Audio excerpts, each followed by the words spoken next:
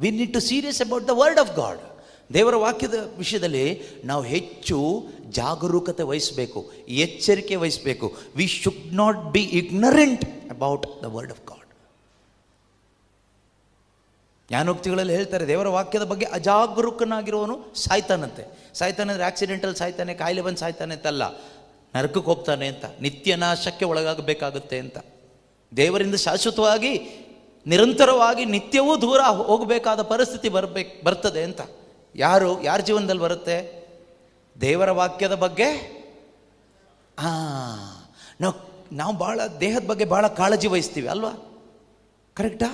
ನಮ್ಮ ಆರೋಗ್ಯದ ಬಗ್ಗೆ, ನಮ್ಮ ಆಸ್ತಿ ಪಾಸ್ತಿ ಬಗ್ಗೆ, ನಮ್ಮದು ಸಾಕಾಗದೆ ಪಕ್ಕದವ್ರದ್ದು ಹೊಡ್ಕೊಂಡು ಲೂಟಿ ಮಾಡ್ಕೊಂಡು ಅದನ್ನು ಕೇರ್ ಮಾಡ್ತೀವಿ ನಾವು ನಮ್ಮದೇ ಅಂತ. ಅಷ್ಟು ಇವತ್ತು ಜನ ಮೋಸವಾಗಿ ಬದುಕ್ತಾ ಇದ್ದಾರೆ. ಆದರೆ ದೇವರು ಹೇಳ್ತಾರೆ, ನಾವು ಎಚ್ಚರಿಕೆ ವಹಿಸಬೇಕಾಗಿರೋದು ದೇವರು ನಮ್ಗೆ ಏನು ಹೇಳ್ತಾರೆ ಆ ವಾಕ್ಯದ ಬಗ್ಗೆ. ಇವತ್ತು ದೇವರು ಏನು ಹೇಳ್ತಾ ಇದ್ದಾರೋ ಅದ್ರ ಬಗ್ಗೆ ನಾವೆಲ್ಲರೂ ಎಚ್ಚರಿಕೆ ವಹಿಸಬೇಕಂತೆ. ದೇವರ ವಾಕ್ಯದ ಬಗ್ಗೆ ಅಜಾಗರೂಕನಾಗಿರುವವನು ಸಾಯುವನು. ದೈವಾಜ್ಞೆಯನ್ನು ಪಾಲಿಸುವವನು, ದೇವರ ಆಜ್ಞೆಗಳನ್ನು ಪಾಲಿಸುವವಳು ತನ್ನನ್ನೇ ಕಾಪಾಡಿಕೊಳ್ಳುತ್ತಾನೆ.